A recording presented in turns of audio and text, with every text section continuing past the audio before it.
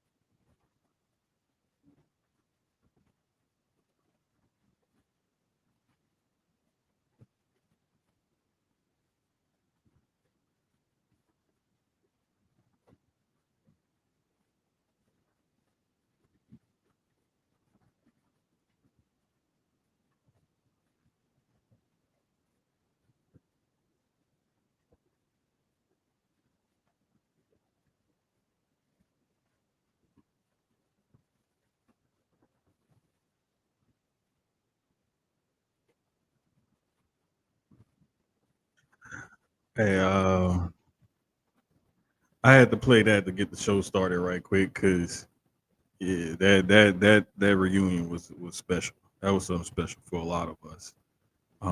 Some of us like saw that and saw some hip hop history that they was reliving or whatever. So that was pretty dope, man. But episode 55 of Sucio Sports presented by Inplay Dogs and Gel Blasters. Um, it's been a hell of a couple of weeks. Last week I missed the show because I was asleep. I was sitting here on the sofa getting ready to do the show. I had laptop set up, everything was set up. You know what I'm saying? And next thing you know, boom, shit happened. Okay, shit happened. Um, I don't know exactly how it happened, but the sofa monster got me. That's all I can say. Sofa monster got me. So it is what it is, man. You know what I'm saying? It is what it is. But I mean, man, we was tired though. Like I had been up, Keyz was working and stuff like that. So we were both just like, you know what, screw it, let's punt on this week. Because we could have still did the show. We would have just like started it like really late, but we was just like, nah, you know what, don't even worry about it. Let's just punt on this week, get some sleep, and come back at it next week. Um, Only reason why I'm solo tonight is because Keyz he had some work stuff that came up last minute, so it was just like, hey, it is what it is. But yeah, man, I'm just glad, like like we got all this started, everything got popped off. Like I'm just happy that we got it, getting it in, even though I might be solo for a little bit, might not, just depends. Um, Supposed to have Drake come on for a little bit and talk some lacrosse because we literally had some breaking news earlier in the lacrosse world where the guys, the Rabel brothers who started the PLL, are going to launch the women's lacrosse league, the WLL. So some really exciting news about that came down earlier today. Some breaking news. So congratulations to them. Just a good time for women's sports, period, in this country because we're having a pretty much of a boom of women's sports right now. So that's been pretty dope to see. Um, and as we said all the time here on Sucio Sports, you know, Keyz and I are girl dads. We're proponents of women's sports and whatnot. Uh, so don't it's the reason why we had Holly on that time to speak of her experience as a sex assault survivor, um, with the Deshaun Watson thing and him getting booed and whatnot. It's the reason why we like to make sure we talk women's sports. We even said the past couple of years we've watched more women's basketball, college and WNBA, than we have watched men's basketball, NBA, and NCAA. So it is what it is. You know, it is what it is. Um, but yeah, it's been a crazy couple of weeks. A lot going on.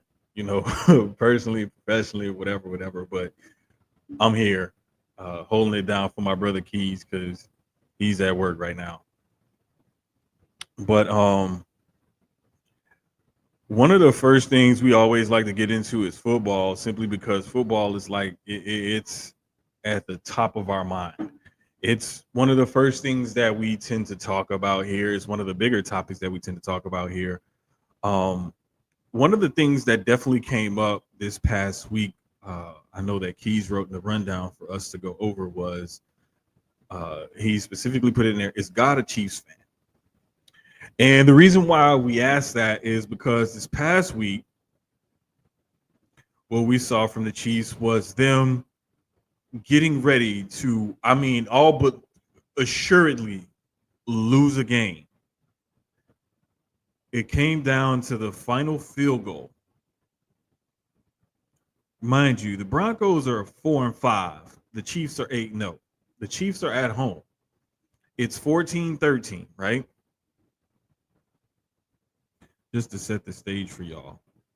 It's 14-13. There's literally 1 second left. And Will Lutz is getting ready to kick a 35-yard field goal. There is nothing anyone in this world, on this planet, can do to save the Chiefs at this point, right? Nothing, no one can do, right? So we thought.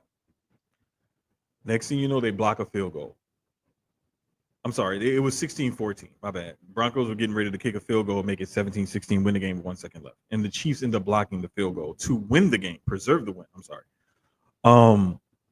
And it was a 35-yarder, so the ball was probably on like the 17, 18-yard line, roughly.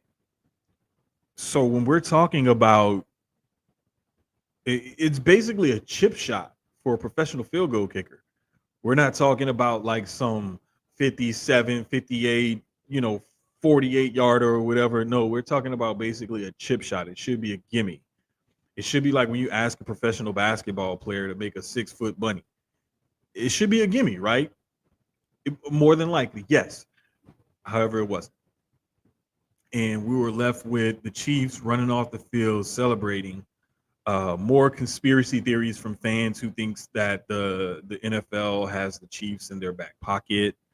The referees are quote unquote playing 12 to 17 on 11, depending on how many refs are on the Chiefs side. I mean, there's just so many things going on back and forth about that. But I mean, hey, we saw some really good football games, some really good endings. And it started on Thursday with that 35-34 win, Ravens over the Bengals. The Bengals' woes continue as the Ravens continue to roll forward. I also saw a stat earlier that Derrick Henry is actually leading the league in rushing. Now, what's crazy is Derrick Henry was thought to have been washed, quote unquote. Why? He's washed. He's no longer any good. Saquon Barkley was allowed to walk from the Giants and go to the Eagles, crosstown rival, right? The two biggest free agent running backs of this past offseason, along with Josh Jacobs. He was the third. Those three particular guys, Henry, Barkley, and Jacobs, are 1, 2, and 4 after last week's games as far as the leading rushers in the league is concerned. And Derrick Henry is leading the league in rushing with a whopping 1,120 yards. Now, you look at that and you extrapolate that, it's simple math, because 10 games played, 1,120 yards, he's averaging 112 yards a game. If he plays 17 games, he's getting close to a little over a shade over 1,900 yards is what he's going to average if he plays in every, particular game. Oh, what up, lovely? I was on the other screen, didn't even see your comment. My bad, player. She says she knows nothing about sports past the Cowboys, Allison and Vince Carter, but hi. What's up, lovely? But yeah, it's crazy to see those guys lead the league in rushing, and those were the three top free agent running backs this past offseason. It's crazy. Speaking of the Cowboys, since Lovely brought up the Cowboys, they are on a slide. A serious slide, and it's to the point where fans are wondering, when are they going to fire Mike McCarthy? Who's the next coach going to be?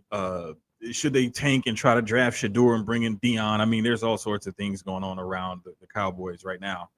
But they lost this past week, and it was ugly, 34-6 to the Eagles. Cowboys are now 3-6, 0-4 at home. Must be tough.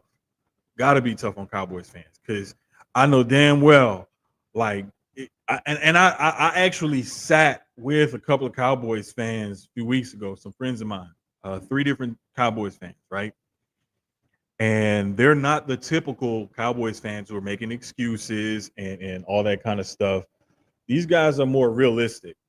And it was crazy to sit there and watch 3 hardcore, like damn near lifelong Cowboys fans just, I mean, tear that team to shreds.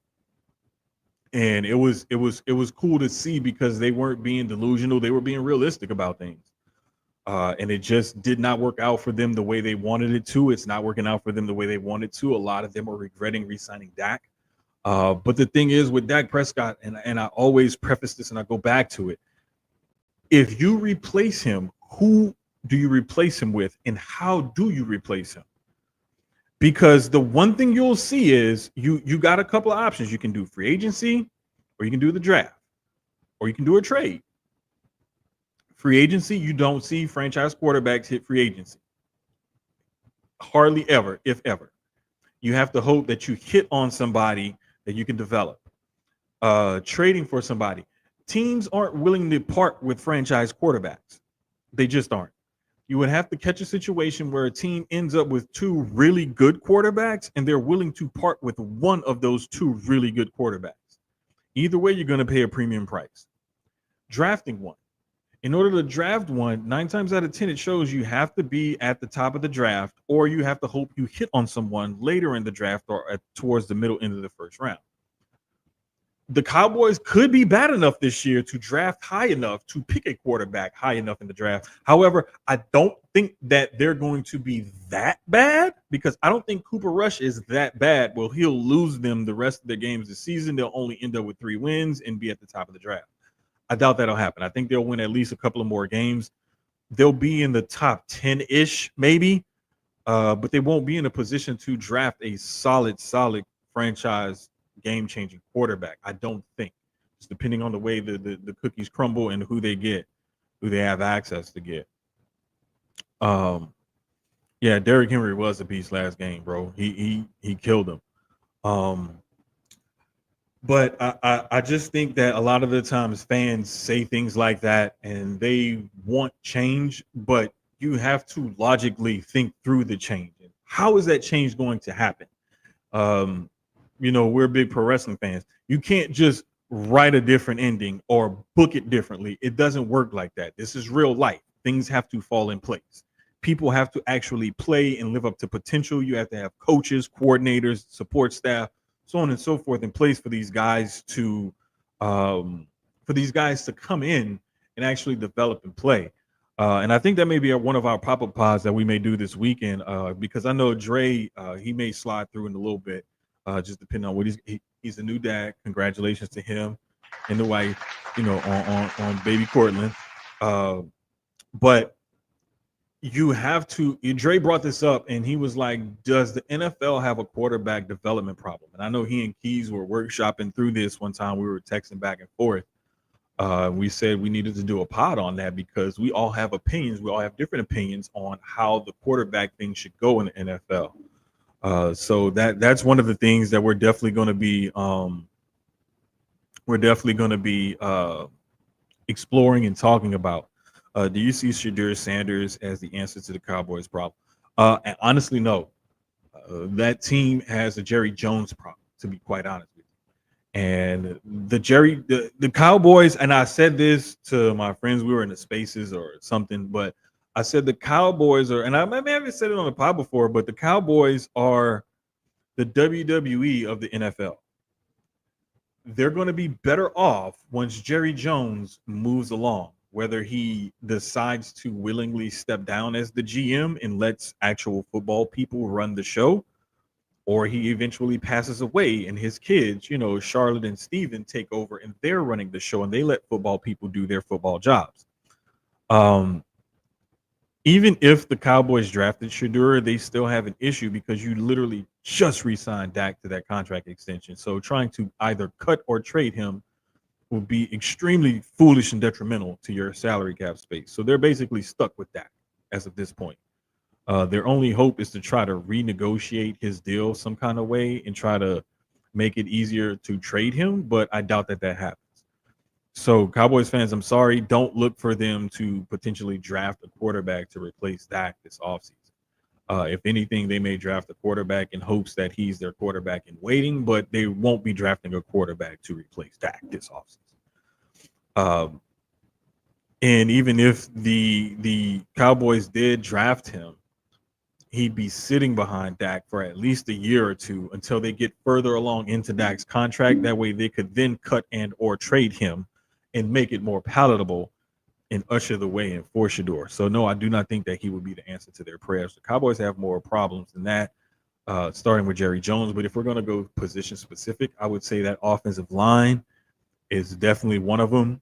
And they have a few different issues on that defense that's starting to rear its ugly head. And I think it could be because of the offense, but I won't completely blame the offense for the defense's woes. Other games and things of note from this past week, the Detroit Lions, 19 unanswered points to beat the Texans, 26-23 in that Sunday Night Football game. And that was a crazy game to watch because the Texans have injuries all over the field on offense and defense. They're still without their top two receivers as Stephon Diggs is out for the season. And Nico Collins has been activated off the IR, but he is not ready to go yet.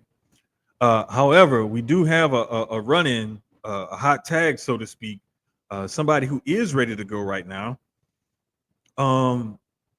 He's on the CDB Multimedia Network doing the Dre Lax podcast.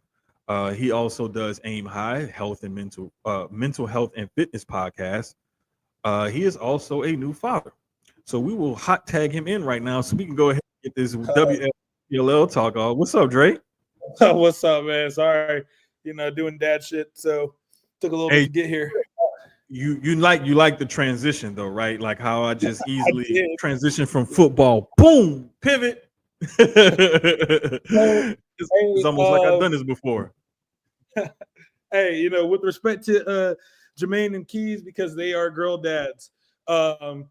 Any of you girl dads out there who has a daughter that has ever even considered giving a remote interest in lacrosse or trying something new, playing high school and college level is no longer the end of the road. There is now a women's lacrosse league launching. So the Premier Lacrosse League, as those of you that have heard me talk about either when I've been a guest on Sucio Sports or on the Dre Lax podcast, the Premier Lacrosse League is one of the major lacrosse leagues for people to play lacrosse at a professional level. And it's a men's league, but now with the Women's Lacrosse League being launched, it is one of the best forms of expansion that the league could do. The league has been growing steadily in its now going on to 6 years of existence, and fans have been wanting them to expand.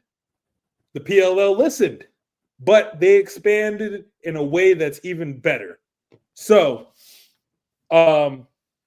last year at the Championship Series in 2024, AU, so Athletes Unlimited, Athletes Unleashed, had the Unleashed All-Star game.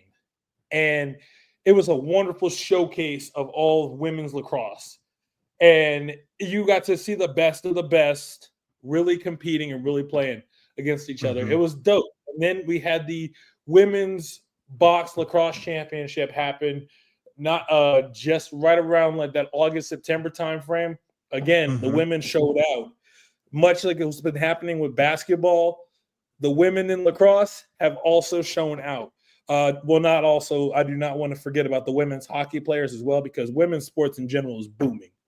Yes, it is. Big time. Big time. But for a better breakdown of what this means, the league's launching its first 4 teams in 2025 during the Championship Series weekend, and they're going to be playing Olympic style Olympic sixes.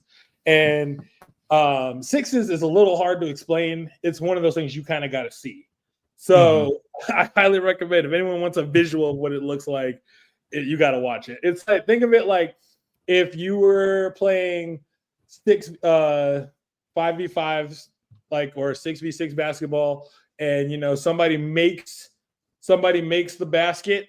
Well, now they then bring it down, and you make it, other team brings it down, they try to score, if they don't get it, then it turns over during a certain shot clock and stuff. There's going to be more rules that come out.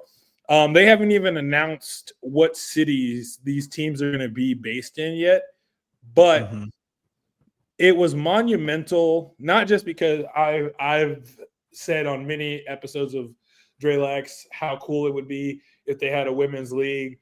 I love what they do with Unleashed. I love what Unleashed has done for women's lacrosse. But, for so long, we've just wanted a league where these women can showcase and they can be the best. And with the way the schedule's set up, from shout out to our friend Lax Girl Tari that clarified this. She clarified that women that play for Unleashed will also still be able to play in the women's lacrosse league. So this is super dope. And I mean, I guess something that's even cooler for me is the fact that Stephen A. Smith, of all people, that was crazy, with Charlotte North, who's one of the best women's lacrosse players on the planet, and Izzy Skane, who's also up there. And it's just been, and it's given almost like a legitimacy to what the PLL and the WLL is seeking to do. Like, it's given them that kind of like, oh, hey, Stephen A is talking about them, they must matter. Just similar to how Pat McAfee having Notre Dame lacrosse and just PLL players in general, like, discussed on his show, gave us further legitimacy. And that's all you can ask. Look, this is a win for lacrosse fans, for women athletes, for people in general. Yeah, I think it's dope, man, because it's like, what up, Sloan? It's like, I was just sitting here and doing some stuff on the computer at work, and I had the TV on because I was starting my day from home today, and I looked up and I was like, whoa, what the hell?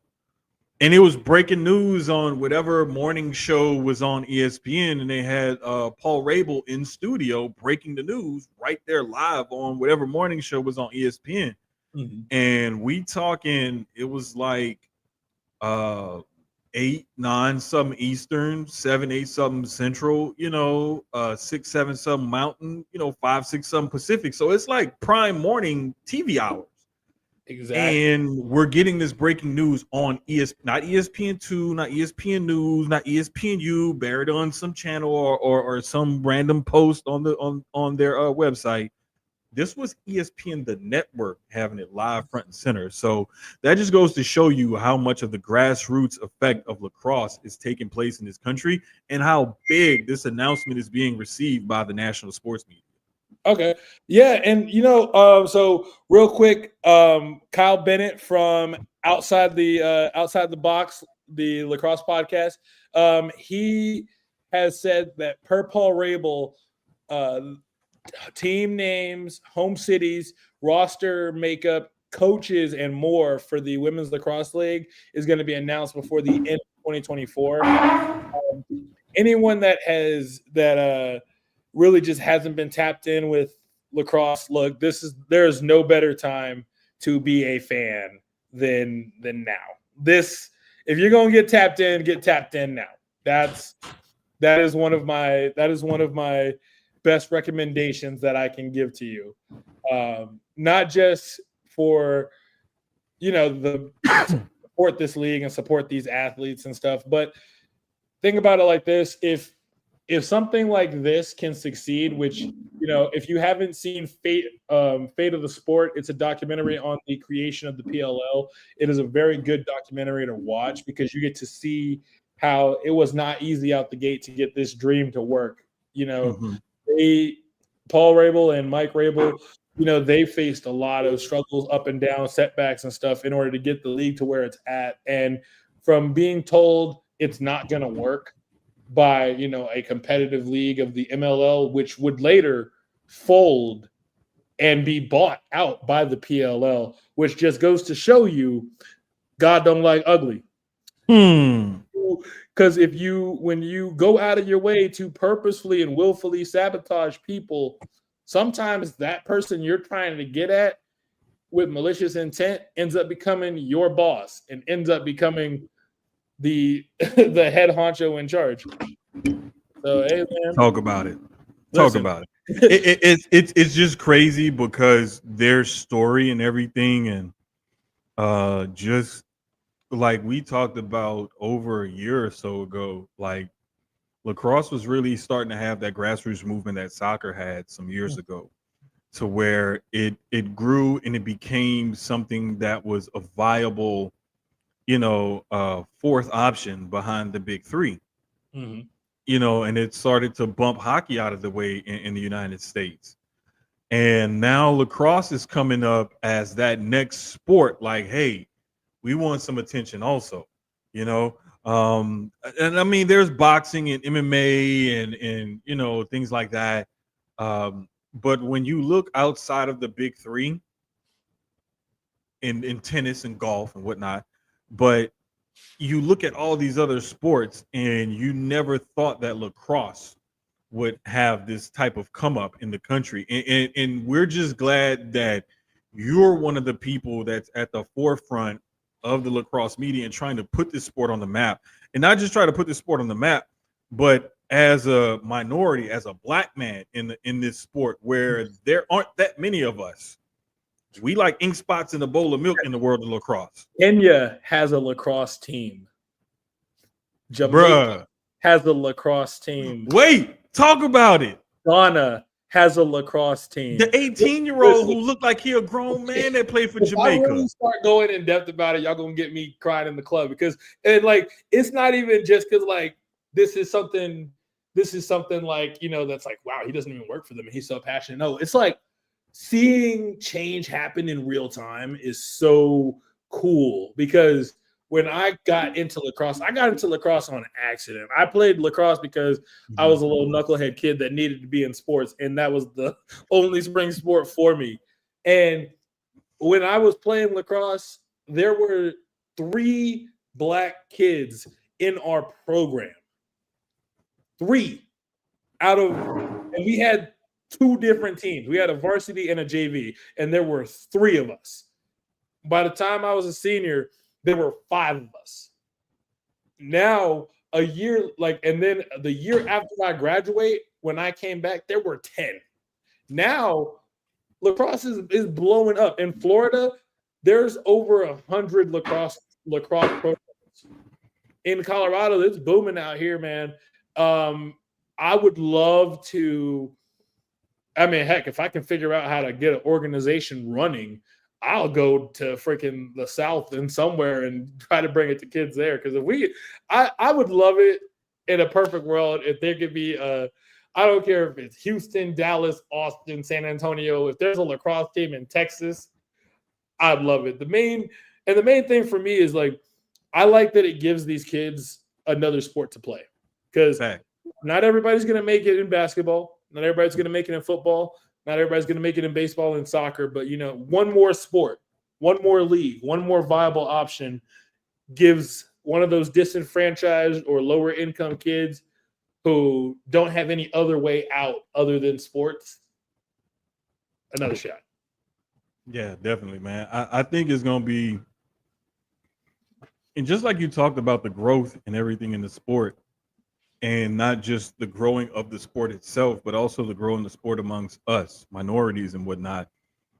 And man, that's been one of the dopest things to see, honestly, with you being at the forefront of this growth, is you making inroads with people like Paul Rabel and different members of the lacrosse community, whether it's college players and coaches or, guys at the professional level, executives at the professional level and whatnot. And I'm like, you know, I went from hearing you talk passionately about lacrosse to seeing you with press pass credentials covering the PLL playoffs and championships and whatnot. You know, we did a whole live marathon one Saturday watching the NCAA semifinals and the finals. You know, I think we streamed like 6 or 7 hours of content that weekend. It's a 5-hour pod every year, and we do it every year. Bro, Memorial Day weekend. If y'all want to have a fun 5 hours just watching lacrosse and shooting the shit, pull up with us. We do it every year. Every year. And it's like just, you know, dropping little seeds here and there is helping that sport grow. And you know, just to see like we said, we're really big proponents of women's sports and stuff here. Like we have sons, Keyz and I have sons. You just had a son. But you know, we're girl dads. We do have girls, and our girls like sports, and our girls know sports. You know, and I put this on everything. Like my daughter can probably out shit talk and knows more football than a lot of the dudes I see talking shit and talking football on Twitter. I'm just saying. But it's just the fact that to see you putting in this work and being a part of this growth, man, it's been dope to see. And we're glad that you're a part of the network, and we're glad to see you grow as well, along with this growth of the sport of lacrosse. Hey man, listen, if I can get like one of these years for championship series or like for the PLL championship, I would love to have all like us as a network like out there doing just like being there. Like, man, if y'all like look, I was definitely on the fence about going to the championship series this year just because you know having a kid, you got to plan stuff around that. But like this year with this announcement, like I got to be there. Like I got. Yeah, it's one of those things, man, where you kind of you got to make certain sacrifices when you want to succeed and truly make inroads with something and truly make a pathway for yourself. And sometimes it's not going to be pretty, it's not going to be fun, it's not going to be, you know, presented in a way in which everybody's going to be copacetic with it. But you just have to know and be sure of yourself and sure of the path that you take in. Like, no, I want to definitely go down this path, and I know what this entails, and I'm here for it, and I'm down with it. And anybody that decides to get in the car with you, okay, cool. If you don't want to get in the car, don't be mad when we end up somewhere where you want to be and you stuck somewhere else. Hey man, listen. That's all I'm gonna say. That's all I'm gonna. I'm not even gonna get into it like I could or should. I'm just gonna say, don't be mad when the bus pull up somewhere and you mad because you can't get in. Listen, I'm just saying, you know something that else has been really cool. So real quick, shout out to my guys at Stick Talk. So Brian Noslax, Diggs, Scotty Royster, Coach Shane, all y'all, like because it's nice having not just being, it's nice not being the only Black podcaster that covers lacrosse. It's nice we have that kind of camaraderie. But like the main reason why I bring it up is that I like is because between me, Stick Talk, Outside the Box, like all of us like lacrosse podcasts, like yeah, we all cover news and stuff, and we all probably do talk about similar or same things, but like we all want to see each other win. Like there's not this like I'm gonna cut you at the knees type of behavior. Like everybody wants to see each other win, and I can't speak for other like podcasting spaces because I just haven't been at those like events like in that capacity for other style podcasts. But man, when it comes to like all the other lacrosse podcasters, it's just nice to see that kind of community. Man, I'm trying to find theirs so I can put them up on the screen. Give me a second. Yeah, they're all, those guys are also hilarious. Like, man, it's funny. It's a fun game. You know, I love the camaraderie that you guys have too. I know I saw that. What's up, Caden? me, Neil, and Brian were all talking shit to each other last night because so Neil's a Duke fan for lacrosse, Brian's a Syracuse fan, and I'm a Virginia fan. Oh And shit! you know, Virginia, we lost a lot of our Three of the blue bloods. we lost our best. Yeah. Brian's happy as shit because they got some studs. They got some studs. Of course, they're gonna reload every They year. got some studs happening, and so Brian's just like, oh yeah, we're gonna run it up. We're gonna run the table this national championship. Neil's like, oh nah, Duke's about to win it, and Brian's like, with what team? Who you got? Like, you don't have these people. And I was like, you know, Brian's low-key right because Syracuse is one of the most scary teams roster alone, but I gotta double down and ride for my Wahoos. I can't let him know he right. Hey man, look here. When you in Virginia and Duke are in the hotbed of lacrosse as far as the location in the country is concerned. If there's going to be a hotbed, we would probably say that Virginia, Maryland, that DMV, you know, kind of area, DC area, Baltimore, and all of that, like all around that area, like that's like the true like hotbed of lacrosse if you were going to pick a region. Yeah, but Syracuse has the history behind their program and everything, so that's why, you know, these these schools are considered three of the blue bloods of college lacrosse. And Syracuse had the best player to ever touch one of the five. They had Jim Brown. Anyone that's confused, yes, I do mean football Jim Brown. Yes. And if we had enough film to find to show you guys just how good he was a dog. Let me put it like this. For those of y'all that don't know, who just found out this bombshell of Jim Brown being one of the best lacrosse players to ever exist, he was so prolific and so iconic in the sport, the PLL MVP award is named after him. Talk about it. We got history. So anyone that says, oh, that's a white sport, no. First off, don't disrespect the creator's game like that. The Native American people deserve more than that. So put some respect on it, and definitely learn your history. But I will say, it's just nice to know that it's one of them things where, you know, like us as black people, former athletes and stuff, we love to know that we have a history within different sports. We got history in hockey, we got history in basketball, we got history. Here we go, right football. here. Boom, Jim Brown on the screen, Summer Jam screen. Jim Brown, one of the best lacrosse players to ever freaking do it, man. And that's the USA Lacrosse website. Yes. Like, come on now. Paying tribute to the man when he passed away. You know what I'm saying? And you know what I'm just now noticing, because I decided to share the screen to show this.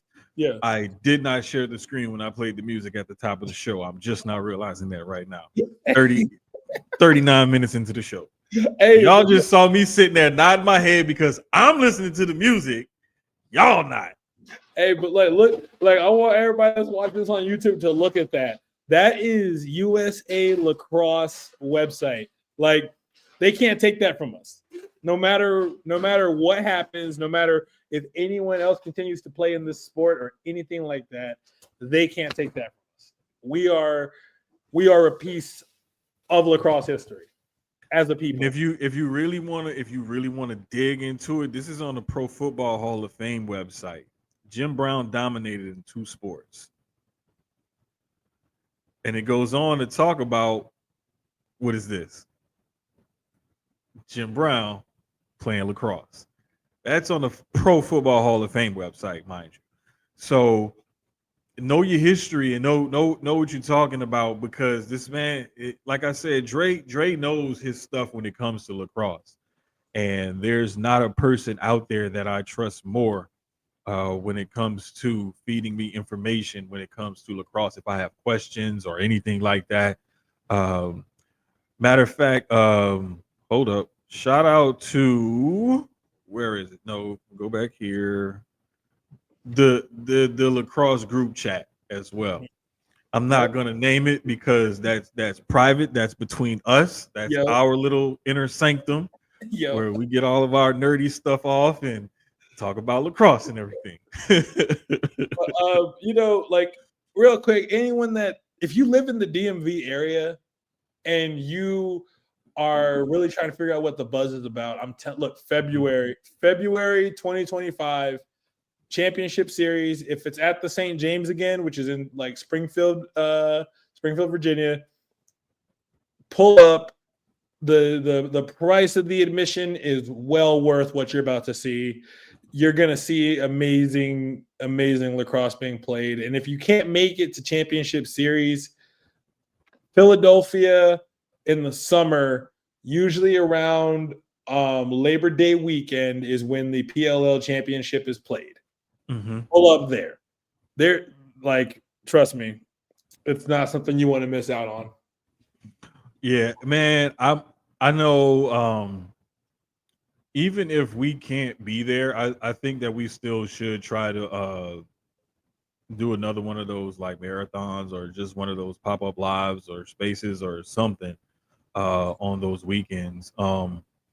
But the fact that you were able to go to some of these events and whatnot and not only attend but attend as media and get audio and video and pictures and different things like that, like that's part of the overall experience of not just getting on a podcast talking about lacrosse, but you're actually putting your foot to the pavement and covering the sport itself.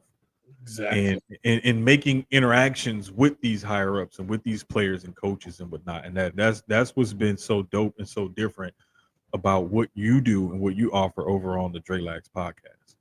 Hey man, listen, lacrosse is just the beginning. I'm not gonna tell too much because I want to wait till I have a concrete plan before I get moving. But just know, I have a strong desire that I'm going to turn into a passion for making sure lacrosse is more accessible to a lot of the lower income kids, just finding something I can do with that. Reaching out to PLL assists, anything that can make a difference with a lot of these kids, because lacrosse changed my life.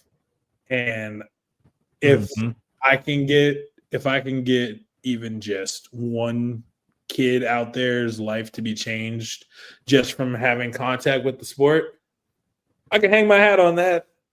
Yeah, man, and that's what's so dope about just trying to reach out and make yourself available and things like that. And the way you go about doing it and explaining things and stuff like that, it makes it easier for people to get it, because the way and this is my favorite thing about that got me to get into lacrosse in the first place was Dre was like, think of basketball and soccer and football and a little bit maybe like hockey. Yep. And you just put them together and you play it on the field. That's lacrosse. And I was like, okay, bet.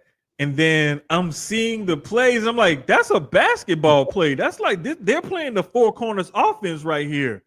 They got a big man in the middle and the post. Oh, like, wait, this is motion. I get it. What I remember this because I told Jermaine and Sloan during the first Memorial Day weekend episode. This was 2 years ago. I said, do you guys understand a basketball offense? And they were like, yeah. And I was like, lacrosse offense is that with one extra person. I was like, San Antonio Spurs, one more pass. And I just want to say, I thought that was racist that you told a 6'5" black man, do you understand basketball offense, right? Yes, I understand basketball offense, Dre. I get it. But I mean, it made it make sense though. It made it make sense. And that's like the thing as a trainer. When I give you different cues that when you're deadlifting, squatting, or benching, the average person that hears me say, like, when I need you to like drive your hips back, and I say like, "Hey, do your best Shakira impersonation," so like the average person would be like, "What?" But when you tell someone that and then they do it, they're like, "Okay, I got it. I thought Shakira," and I was like, That's what it's all about, and that's what one of the things that I grew and hone my skills doing sports radio and stuff like that when I would talk football is because I could talk football with former players and coaches and stuff and hang with them and know exactly what I'm talking about, scouts and different people like that. mm-hmm. But I could also talk to the very casual, fan, the fan that doesn't really know the sport or anything like that. And I can make it make sense to them or make it appealing to them or make them understand whatever it is they're trying to understand. Like, perfect example, the homie Lovely. She said, I don't know nothing about sports past the Cowboys, Allen Iverson, and Vince Carter. But hi, she came in, she was like, hey, you know what? I don't know nothing, but I'm gonna show y'all love. And I was like, don't worry, I got you, because let me tell you what just happened with the Cowboys. Boom. And it's like it's been a wild ride, man, just doing this stuff. And that's one of the things that I think that we do on the sports side of the network, with you doing the lacrosse and us doing the other sports and stuff like that, and the fitness and everything that you do. We make it appealing to people of all the different ranges of knowledge that we may come across. So Cowboys, speaking of the Cowboys, did they fire Mike McCarthy yet? Look, I was just talking about that earlier. I'm telling you, I gave him a full rundown about it. I don't think that they're firing. I don't think I don't think they're gonna fire him mid-season now if they didn't do it already. Saints fired Dennis Allen. Robert Saleh got the boot. It's never too late. It after today, and he didn't get fired after that 34-6 loss to the Eagles. They're not firing him in the middle of the season. As a Broncos fan, I'm going to own my my previous words that I've said out into the void and on Twitter. I was, when the Broncos, before Bo Nix started getting it together, I was calling for Sean Payton to be. Yes. I was calling for his coaching job on the silver platter. Jermaine told me to trust him, that he's got something worked out, because he's a guru when it comes to quarterbacks. And despite them losing to a blocked kick last week to the Chiefs, I will say this Broncos team this year looks way more competitive than the team that was there last year. And Russ's last year in Denver wasn't all that bad. It really wasn't. But Bo Nix, and this team, if they can keep Bo Nix, Surtain, Sutton, and the new Riley Moss in Denver for years to come, hey man, we might be able to give the Chiefs a little bit of a run for their money. I'm telling you that team is better than what everybody thought that they would be, and the main reason is because he got Bo Nix to a point where Bo Nix can play with confidence. That defense is is still really good. And Sean Payton has Nix and a few little weapons here and there, to the point where it's like, okay, I know we're in salary cap hell. I know we don't have the draft picks and everything, but I'm going to work with what I got. And he's starting to figure some stuff out. If they can get a more consistent run game, mm-hmm. and have Bo maybe throw the ball 20, 25 times or so a game safely, mm-hmm. I think that's their ideal wheelhouse where they're at right now. They're not at a spot where he can just unleash the whole playbook and say, hey, we're going to throw it 30, 40, 50 times a game. He's not there yet. So right now they sit at, if the season were to end today, they'd be in 7th right now based on standings. We fell to 3rd in the AFC West because the Chargers freaking won. But at 5-5, it's not bad if they can win. So they play Atlanta next, which is going to be a tough one because you never know when Kirk Cousins decides to be Kirk Cousins. So you gotta hope that scared. Actually, yeah. So it's if they beat Falcons, they beat the Raiders, and they beat the Browns, then the 5-game stretch goes exactly how I expected it in my mind. I didn't expect the Ravens to smack us. I knew we would lose, but I didn't expect them to Yeah. smack. The Chiefs, I thought we were going to catch the Chiefs slipping for a second, but hey, it's hard to root against Patrick Mahomes. What's up, Keyz? Yeah, you missed it, bro. You missed it. She was in the chat earlier, bro. And we got like 300 and damn 400 people in here.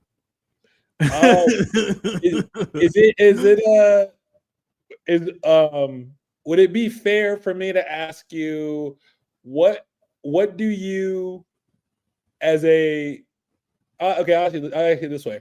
As a sports journalist, what's been the most surprising thing for you? And then as a fan of of football, what's been like the biggest like surprise or letdown? I would say the biggest letdown was probably I had an incident in the press box some years ago at NRG. I won't say what team it was with, but let's just say I thought that this type of petty mistreatment would come from someone that does not look like me, and it came from somebody that looks like me. Dang. That was my biggest letdown. Okay. Was that this season? No. This was, like I said, this was years ago. Oh, this was years ago. Come to find out, I'm pretty sure dude still works for the same sports team. I'll put it. Because I'm pretty sure I've seen him in their media guide and I've seen him in other things and whatnot.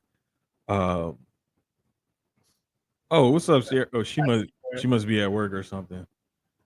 Or she busy doing something. She's busy. Yeah, she busy. Okay. But the biggest surprise I would say as a journalist doing football,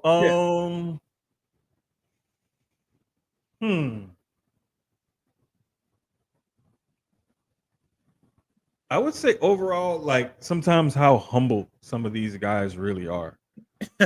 Like you would think that, oh, she is at work. Okay, she's at work. She here though. My bad. Chase the bag. Namely, probably Jaden Daniels and CJ.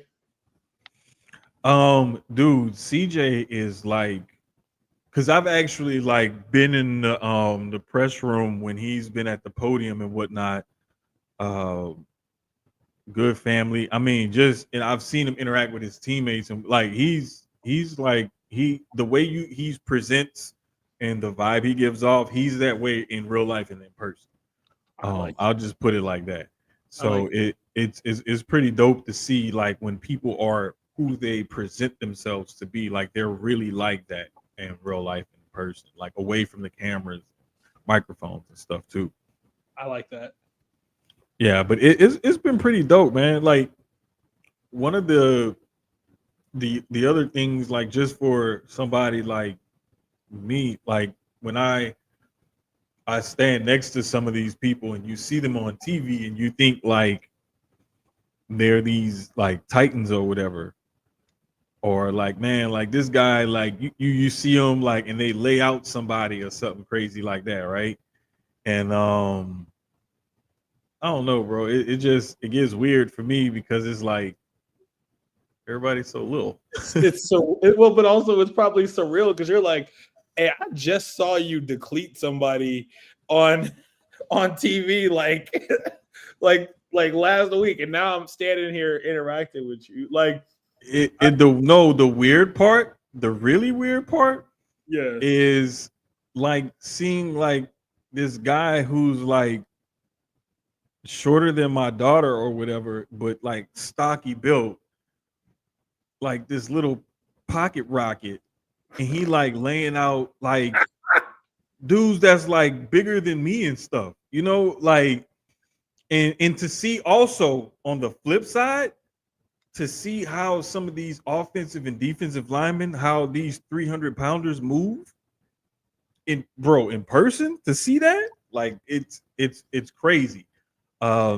I think the craziest one to see move like that, it was Vince Wilfork. And it was mainly not just because he was like 370 pounds or whatever, but it was just the way he was built. It was like a refrigerator with a head and limbs.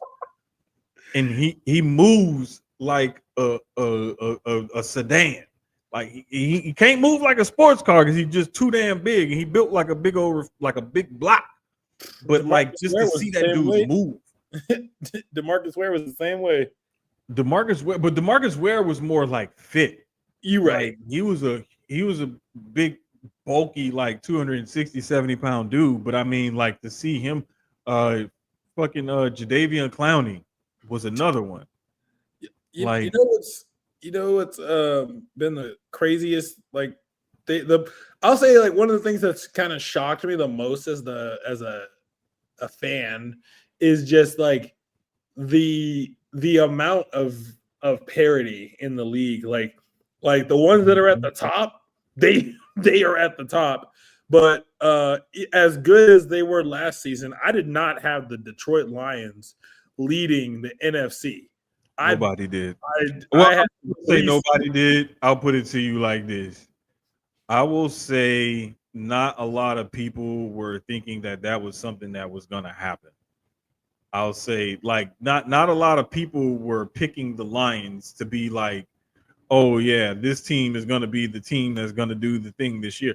There was a lot of people that were actually picking them, right? But I think that the people were still thinking like these are still the Lions. There were some people that's still out there that's still thinking that these are the Lions, or that maybe the Vikings would take over, or look at what the Packers are doing in that division, or there's still the Eagles out there, or even some beginning to see some people thought the Cowboys may have had a shot to overtake the Eagles or what have you. There's still the 49ers that's out there in the West, and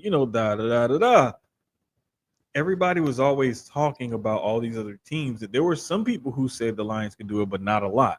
And I think now people are really starting to jump on the bandwagon and believe in that team, and they should, because it's one of the best teams in the league. I talked about it earlier. They came back 19 points unanswered to beat the Texans. Also, I'm not gonna lie, I knew Jaden Daniels was special because Jermaine put me onto him, but I didn't think he was gonna be like this good.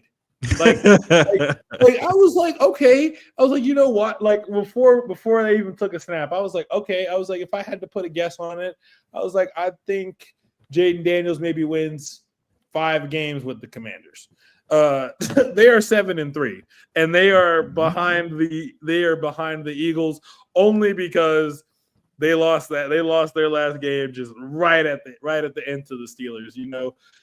Hey, look, man, I'll never pick against Mike Tomlin because, again, he just proven winners. Winners. Mike Tomlin and DeMeco Ryans, proven winners. They just get it done, and I like exactly. That. And I love the way, bro, that pass was the Russell Wilson special. He is one of the best, or if not the best, deep ball quarterback of this generation, outside of like maybe Aaron Rodgers.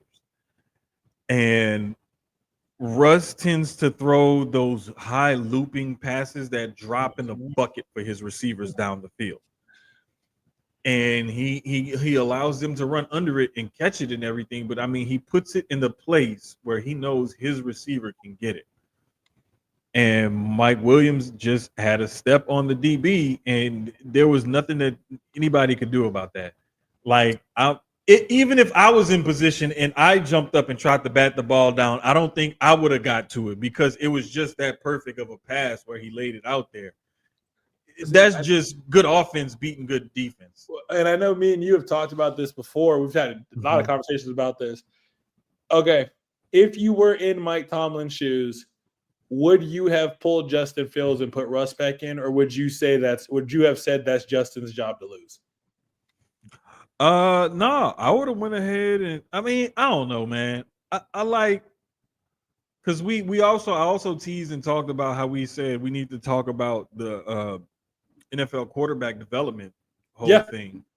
But it like I said, it just depends on the philosophy that you go with. Either QB1 is QB1 and he can't be Wally Pip because of injury, or I'm gonna ride the hot hand. It depends on what you're feeling at the time. And to be honest with you, Fields was winning, but the offense didn't look great. Mhm. Now they're still winning. The offense don't look great, but it looks better than what it did under Fields. So it's like it's justified making that decision to go back to your original QB1 that you named in the offseason. Yeah, because I mean, their next game, for example, the game. If you look at their games I mean, Justin Fields would have beat the Jets and the Raiders and the Giants. I definitely believe that. But the game against the Commanders and the game they have this week against the Ravens, I feel like any of the armchair quarterback coaches or the armchair head coaches could be like, do you think Justin Fields wins that game against the Mm-hmm. Commanders, or do you think that Justin Fields is the quarterback to go with heading into this game against the Ravens? And Yeah. but like, I guess the question also then becomes, what is your leash with Russ? Like how much, like, if say the Steelers drop the next 3 games, do you keep Russ in, or do you say, oh, let's put Justin back in? Nah, I keep Russ in. And honestly, to go back to your question earlier, I would have probably rode the hot hand because that's just like how I kind of think sometimes. And I would think that if I was in that situation, that's probably what I would have done. I'm not sure, but uh, to go here, like even if Russ starts to falter or whatever, I named him the starter. I gave him back his job when he was healthy. He when he came back, he was hot.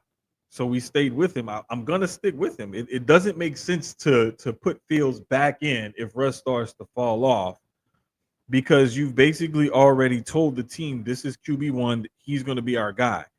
He would have to do something like monumentally boneheaded, stupid several times for me to say, okay, you know what, we need to make a change. Which, you know what, I will say, I love how much Pittsburgh has embraced Russ, and testament to Mike Tomlin as a coach, because even as dog water of a quarterback as Kenny Pickett was, Mike Tomlin found a way to work with his strengths. And Mm-hmm. Mike Tomlin, if you look at that offense and how Russ plays in that offense, they have tailored that offense to highlight Russ's strengths. He's got enough receivers that he can trust to launch a deep ball to. He's got a running back that can find the holes and break free for big plays. He's got an O-line that gives him a decent amount of time. Mm-hmm. The all the credit that you could give the Steelers for like how good they look this year. Also, you could look at the Jets and be like, man, y'all absolutely fumbled this season away, because like you fire your head coach as if he was the problem, and then you get Devontae Adams, and you still can't win games. You still your quarterback. Breaking basketball news. Wemby went for 50 tonight. 50. He had 8 3-pointers. Tallest player in NBA history to hit 8+ threes in a game. Is what's the well, I think we're only like 15 games in. Like, what's the Spurs record, I guess? Give me 1 second. But the thing is, like, everybody's gonna say 50 points from Wemby, 50 points from Wemby. Ooh, 50 points from Wemby. I'm mad that he only had 6 rebounds. Oh, San Antonio 6-6. 6-6. They're 6-6. The Cleveland's still undefeated is the other big thing that I wanted to get to when we talked about basketball. But just wanted to touch on that real quick. But just to preview next week, what we looking at next? Okay, here we go. We got Philly and Washington tomorrow night. we are recording this. This is live Thursday night. I'm sorry. If you're listening back to this, this is Wednesday night, whatever. But we talking about the Thursday night game, Washington and Philly. That should be. That's probably going to be one of the better Thursday night matchups of the season. My favorite 12 o'clock game this week will feature, if I'm thinking about it while I'm sitting around maybe watching these games, it's probably going to be Pittsburgh Baltimore.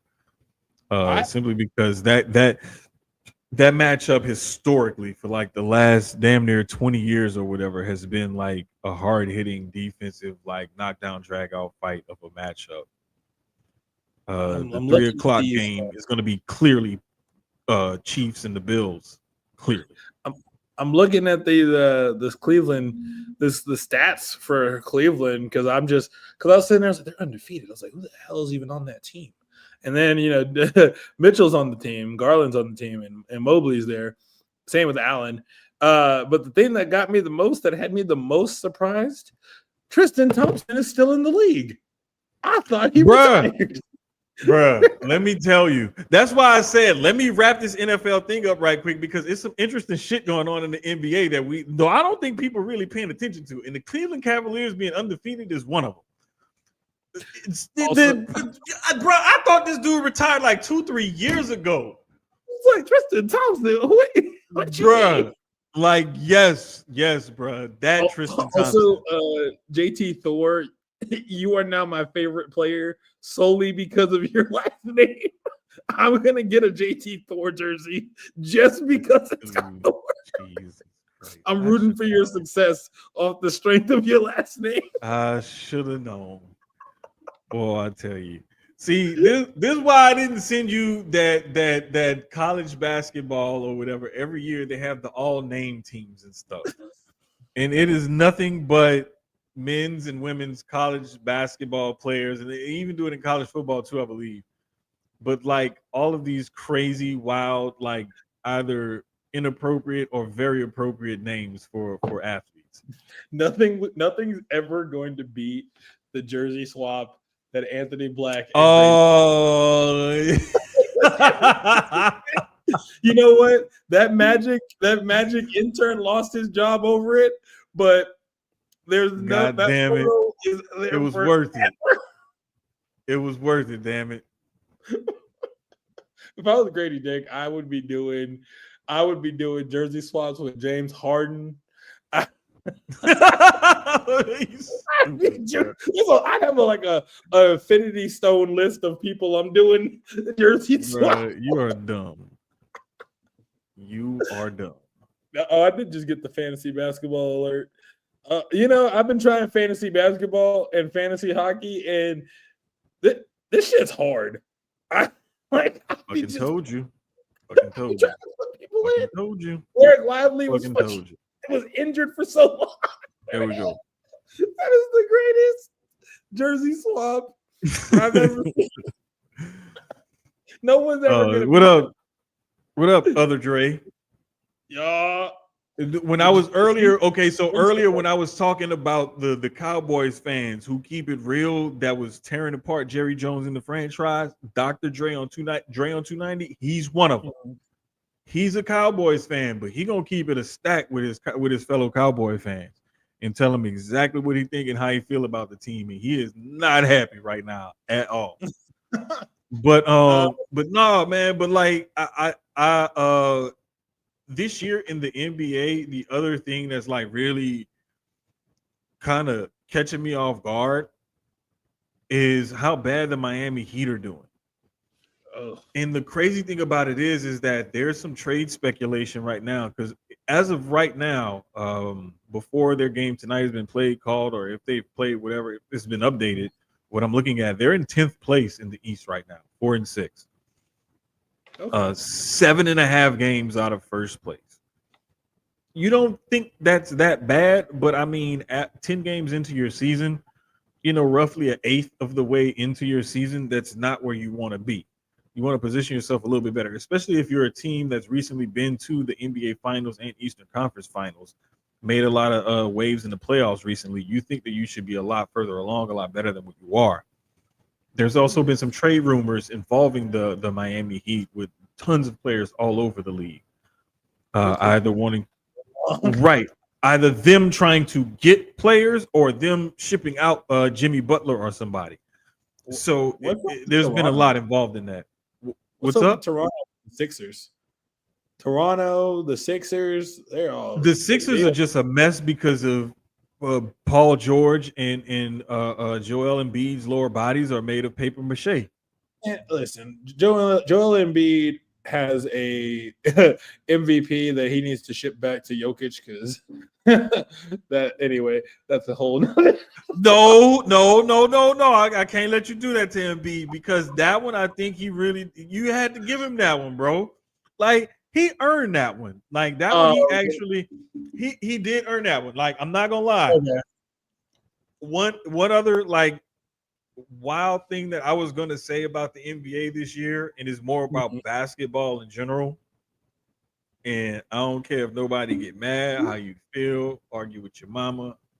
I don't give a damn because ESPN had put up some stats in their pregame thing. And right now, Jokic is averaging at or better than the career highs of like Shaq, Tim Duncan, and I believe some point guard where it comes to points, rebounds, and assists right now at this point in the season. That you cannot say Jokic is the best basketball player on the fucking planet. I said it. I mean, you can't. The crazy part out here in Colorado, you can't slander that man. If you try to slander Jokic or Travis Hunter or Pat Surtain or Cortland Sutton, you might have some people, depending on the bar you're at, you might have some people looking at you like, "Hey, what you say?" Bruh, don't say nothing about Nathan McKinnon either. The hockey fans. Bruh, it gets real out there, but I'm just and the reason why I can say that with confidence is because when I look at this guy and I look at what he's doing, like you don't, if you want to talk about generational, that's generational. He's leading the team. He's leading his team in points, rebounds, assists, steals, and blocks per game. All 5 categories. All 5. He's averaging 29.7 points, 13.7 rebounds, 11.7 assists, 1.7 steals, and 1 block. That's his averages right now. Come on, bro. Like, the closest person to him in points is Jamal Murray with 18. Bro, like come on. It's not even close. Come on, bro. Come on, bro. It ain't even funny, bro.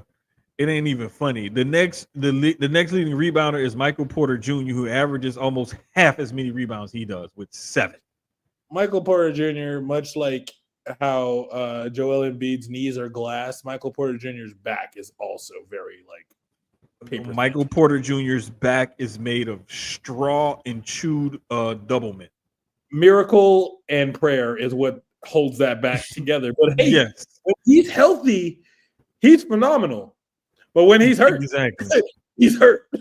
Exactly. It's crazy, man. But like I knew that kid was gonna be really good when I saw him. I saw him play and stuff, and I was like, okay, if he grows on the trajectory that I see him growing, I could see him, getting to this point. And it's like once I heard about the back issues and how ongoing they were, I was like, yeah, this ain't a good sign, because when you got back issues at 18, you're gonna have back issues the rest of your life, especially after you've had surgery. Everybody that has had back problems, that has had surgery, they say it's 50-50 at the absolute best. 50-50. Some of it is better than that, but a lot of the times they don't have good things to say about it. Now things are getting better, but I'm just saying. It to you like this. So one of the reasons I had to stop playing was because of scoliosis. Like I have pretty bad scoliosis, but like I've seen the VA many times about my back and stuff. the every time I've brought up like back surgery, the doctors have like said that like they won't do it unless it's absolutely necessary, because at that when I last talked to them, which was around like about 6 months ago, they said it's got a 30 to 40% success rate, depending on what they got to do with you. And I'm like, and you got to think, as medically advanced as we are in society, back surgery's only got a 30%. That's an F. I was in It's just the school way it long is, enough to know man. Bro, that's just the way it is. Dre says, question: when did NBA players become so brittle? In the 80s and 90s, the game was physical and not many games were missed. It's the same thing across all leagues, to be honest with you. Injuries have just gone up as athletes have gotten the bigger, stronger, faster, bigger, faster, stronger, I'll say. The injuries have gone up. And I think that the more specialization also, I think that has something to do with it, to be honest with you.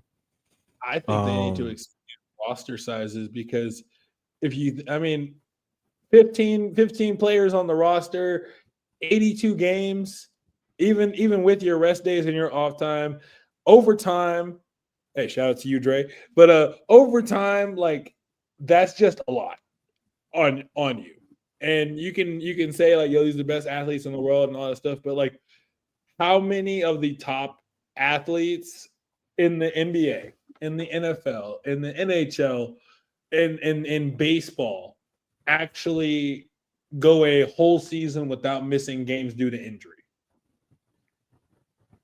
I mean, let's see. I'm not saying like making like a 40-man roster or anything, but I'm saying like there should be a little bit more, and there might be, but there should be a little bit more leeway with like roster size, just so you can get some more rotations. But I'm not as well versed in the NBA's rule for like rest games and stuff. I'm not exactly sure. I know I did remember seeing something about them proposing a change to that.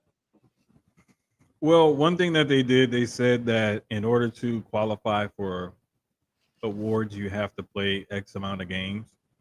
Mhm. So now everybody knows that they have to play in X amount of games in order to qualify for MVP or anything like that. Just looking at last year, when you look at the top 10 scorers in the league, Mm-hmm. the one who played the most games was Jokic. He was number 10 in the league in scoring last year. He played in 79 games. Yeah, and in playoffs, his body had enough. Like, he did his best, but like, I mean, Murray was hurt, MPJ was hurt, Christian Braun wasn't hitting his shots. Jokic really had to carry the team on his back night in, night out for that whole series against the Timberwolves. Like, going into that series, I was worried just because I saw Anthony Edwards hitting his stride, and and I knew it was going to be tough. And so, like, like I said, like even with him playing 79 games, come playoffs, the progressive fatigue done caught up to him. In the top 30, you have to go to number 29. Mm-hmm. I believe it is. Or wait a minute. No, number 23, Paulo Banchero, and number 29, Pascal Siakam. They played 80 games. The only person in the top, there's two in the top 50 that have played all 82. I'm sorry, three. Jalen Green from the Rockets, Mikal Bridges from the Nets, and what's his name? Where is he at? Right, Sabonis for the Kings. Those are the only three players in the top 50 that played all 82 games. Like I said, bro, it's just one of those things that's just a thing now. And even in football, now you have specialization guys like you have in baseball. Like starting pitchers may only go 5, 6 innings, 7 at the most on a regular basis now. Whereas back in the day, guys used to have, 10 plus complete games in a year. Mhm. Nowadays, you lead the league in complete games if you have like 3 or 4. So it's Well, a huge difference. and you gotta, and here's the other thing that I feel like gets lost on people is a lot of people are like, oh, they're just playing these games week in and week out. Nah, but like when you're a top star, you're no longer just playing your games. You're doing your travel. You're doing these interviews. You're doing your workouts. You're doing all these other little things, which it's great that this happens in the game, but that stuff takes energy. That stuff takes time. And your body is going to wear down over time, especially if you're just having to do a lot of these different things consistently over time. So that's where a lot of this comes from. Breaking news. Giannis dropped 59 tonight on the Pistons. But the Bucks suck. As Milwaukee wins back-to-back games for the first time this season. That was one of the other surprises in the league this year was how terrible Milwaukee is. What's their stand? What are they at right now? What do they sit? They're 3-8. 3-8. Oh well, no, they'll be 4-8 now. Is Doc Rivers still the coach? I saw something else that said he may not be. They don't plan on firing him right now or anytime soon or something. And listen, it's time for us to talk about how Doc Rivers is not as prolific of a coach as people gave him credit for, because outside of that win that he got with that championship win he got with the Celtics, anywhere else he's gone, what has he done?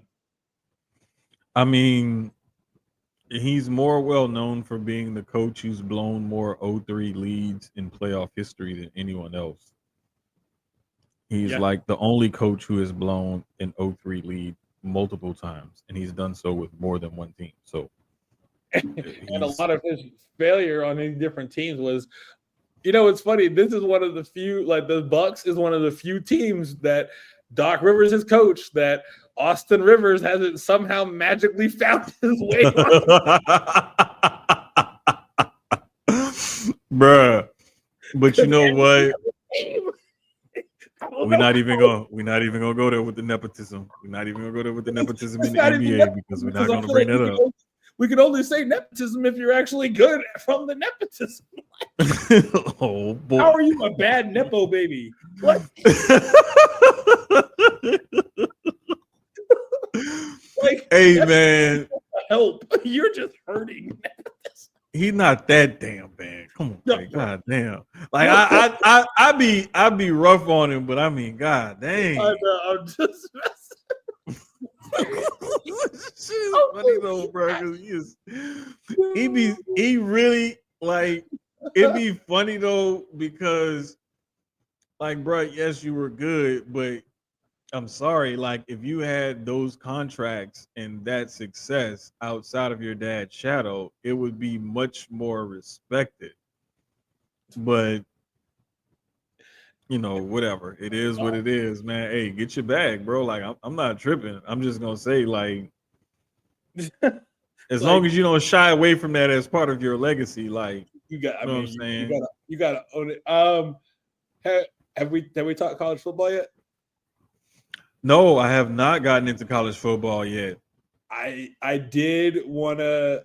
There's some stuff to talk about. I want to get on my soapbox for like a brief second as a full-time Georgia fan, part-time Colorado fan because I live in Boulder.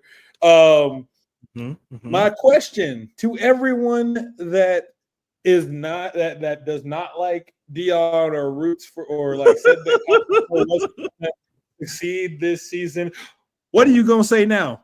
Like the goalposts for the narrative constantly shift and move. First, it was they're not gonna win more than 4 games. Guess what? They've won 7. Then it was, they won't beat anyone in the Big 12. They're like 5-1 in the conference. Then it was, Shador is overrated. He's got a great QBR and he's one of the top quarterbacks in passing.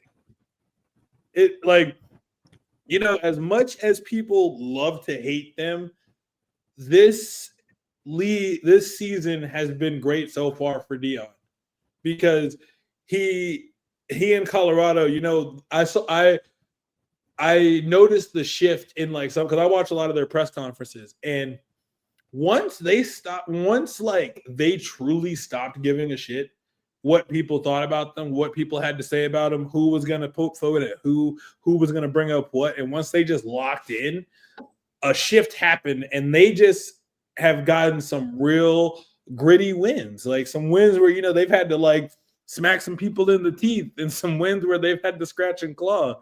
Like that Nebraska loss is so far and away, and people love to bring that up when people talk about how good Colorado's doing, and I'm like, yeah, they got beat 28-10 in week 2 to Nebraska. We're in like week 11. Like, come on now. Hey.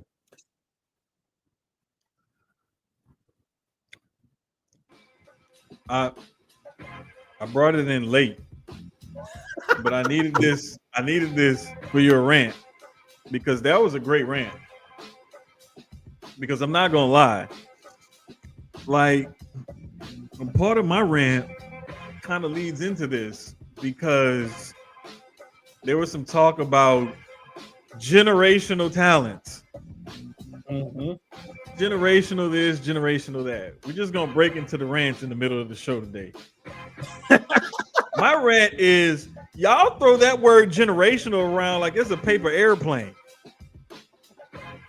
Either you motherfuckers are dying way too quickly and your generations are passing way too fast, or y'all don't know what that word really means.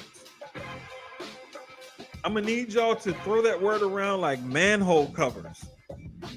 Not only like you got baby hands and baby fingers and baby arms, and you trying to pick up a manhole cover. Like, that's how I need you to carry and throw that word around.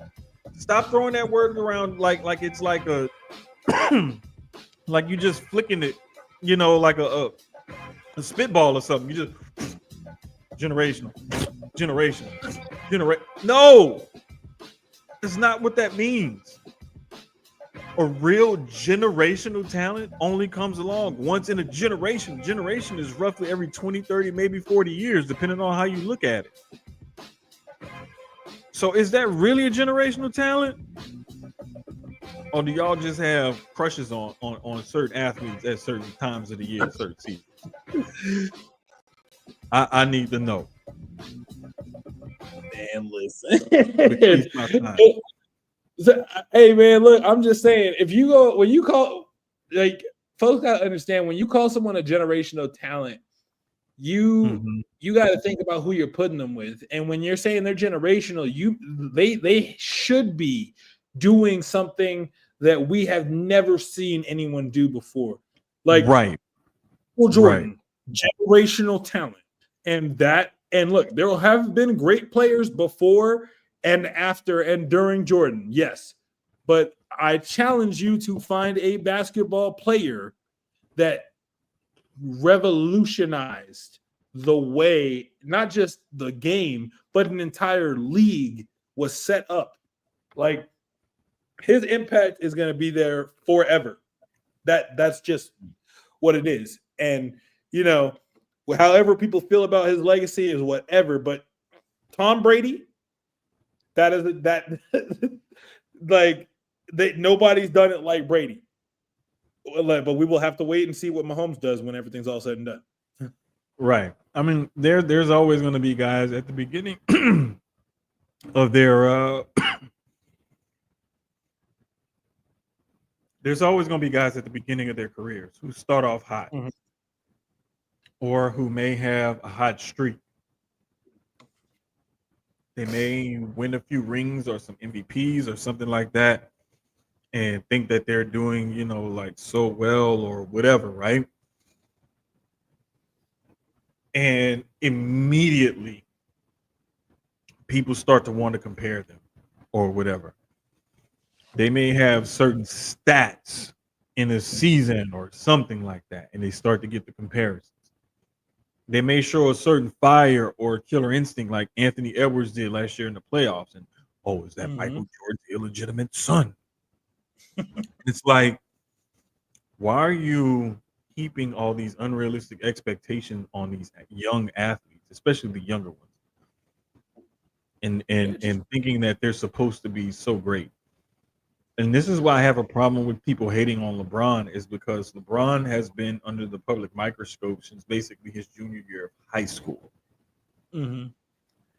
He's about to be 40 next month. He's lived up to the hype. Whether you like it or not, whether you want to admit it or not, he's lived up to the hype. And you can't say that his career is just because he's played so long in the league, because look how he's maintained his level of play throughout that time. Yes, he's older, so he's not playing as many games because his body's been banged up. He's injured. He's fucking 40. What were you doing at 40? I damn sure wasn't playing high level NBA basketball. So chill the fuck out. And you find other 38, 37, 38, 39, 40-year-old NBA players in the past. What were they doing at those ages? Probably weren't playing this great. So you have to give him his props, or just at least respect what he's done over the length of time that he's done it, because the proof is in the pudding. Like, the numbers are right there in front of you. You know, my grandpa, you know, God rest his soul. One thing that he always said that I remember him saying when I was younger was, we got to give people their flowers while they're still around to smell them. Thank you. And you know, that's a bar. That is a bar, man. And Right. I believe in that. Give everybody their flowers while they can still smell them. He's been consistent. I can give him props on that. Yeah, thank you. And I know Drake he's not a LeBron fan, but at least give him his props on being this consistent this long. You know what I'm saying? I was a Kobe guy. College basketball has started also.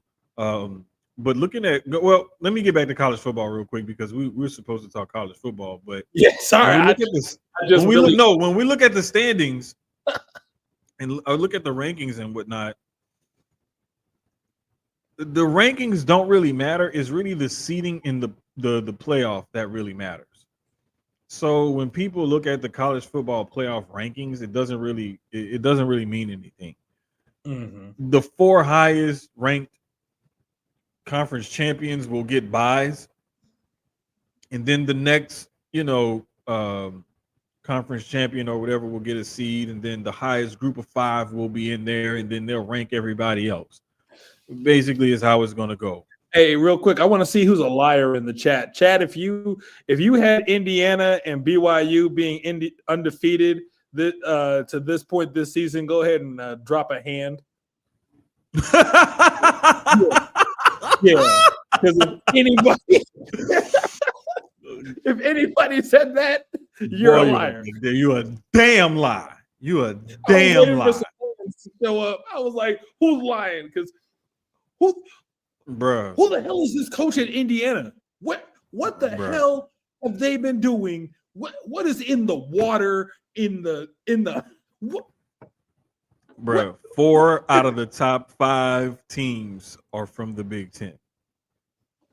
And I know it's weird seeing Oregon ranked number 1 and saying they're in the Big Ten, but yes, Oregon is in the Big Ten.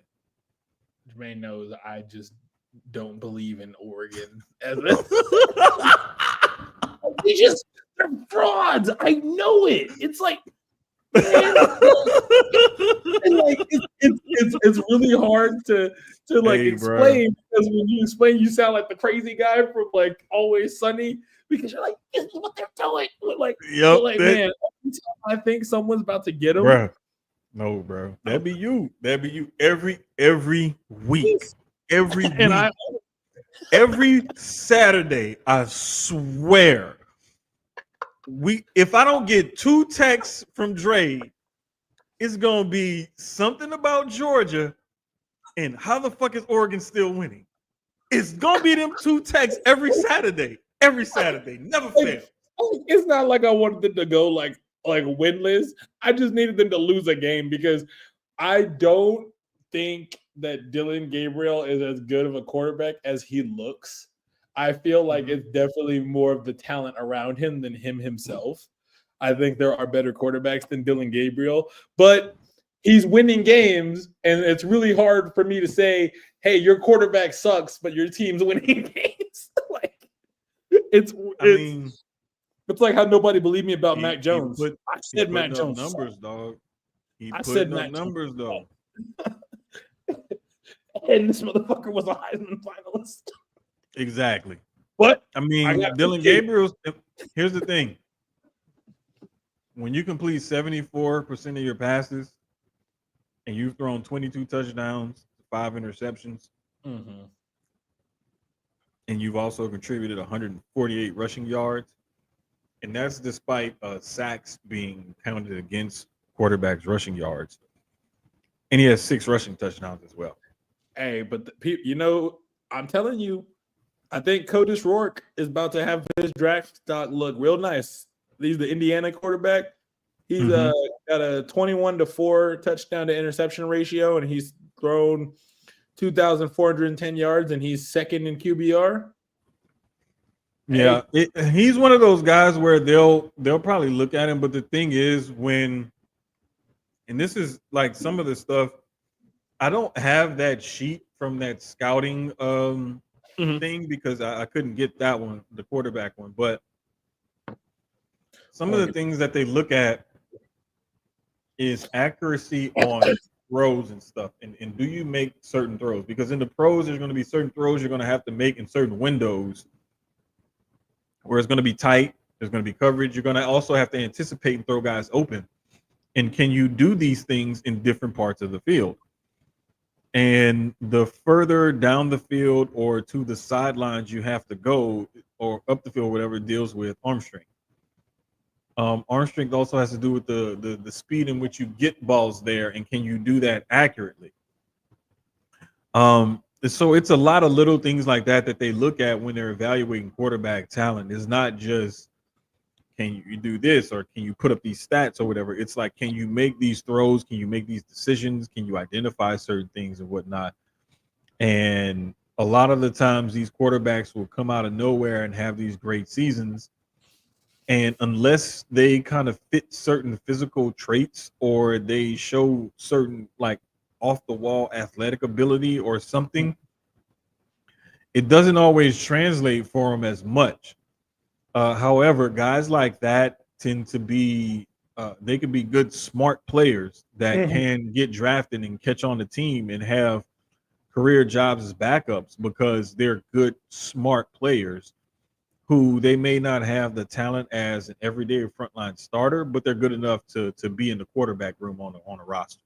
Question for you, as someone that is a fan of LSU, Mm-hmm. do you think Nussmeier should go to the draft, or do you think he should come back next year? Because I feel like Damn. he's overhated. Because what I will say, it is fair that and Jermaine has heard me give this critique of him a Mm-hmm. lot of times when LSU needs him to not throw them out of a chance to win the game, he turns the ball over or throws them out of a chance to win the game. Yeah, he's done that a couple of times this year. And it's made me rethink my draft stock of him. I think he's more or less like third, fourth, maybe fifth rounder if he comes out this year, somewhere in the middle rounds. I don't Like a think he's early, going first or like a second. early to mid day 3 kind of quarterback. Right. I think late day 2, possibly maybe day 3. Something like that. Like that. That's what I'm thinking. I don't think he's late day 1, early day 2. I think he's more late day 2, maybe early mid day 3. That's fair because I mean, He has certain abilities, but it's like that decision making and whatnot. that's Like what even that little bit of athleticism and stuff isn't going to save him because when you've shown that you make poor decisions and you make poor throws under pressure or what have you, like that's the kind of stuff that will derail you and whatnot. So I don't think like he's ready, but if he came out, I wouldn't be upset about it because uh it would allow him to get the clock started early on maybe a second contract if he feels like he's going to be worth it or whatever. He just had such Daniel Jones 2.0. I won't even say Daniel Jones 2.0 because he's not as athletic as Daniel Jones. He just had such a bad last 2 games. Like I remember, like the Texas A&M game, I was like, "This guy is their quarterback." I was like, "What the heck?" And then, because like they were up, and then they let him come back, and then the Bama game. The Bama's a mulligan because they were just getting waxed from the get-go. I just was like, oh my, like, and it was crazy because like you would see them get the ball back. This is before like it got to be a blowout. Like this is when it was just like a 10-point swing, and you're like, okay, LSU gets the ball, pick, and then there was like another play. I forgot something happened. It ended up being a penalty. Alabama lost possession. LSU got the ball, and they were in good field position. And he drops back, and Nuss gets sacked and loses the ball. And I was like, you just got the ball back. Yeah. What? So bro, it's they've got Florida, Vandy, and Oklahoma left this season. They just have to try to salvage some of this season that they have left, basically. If he came back, I wouldn't be shocked. I'd actually it'd be better for him to come back as opposed to trying to leave. But supposedly there's this 5-star that's coming in that I believe they're pretty confident that they're going to. Oh, I did something. All right, Jermaine using the voice of God. My bad. Oh.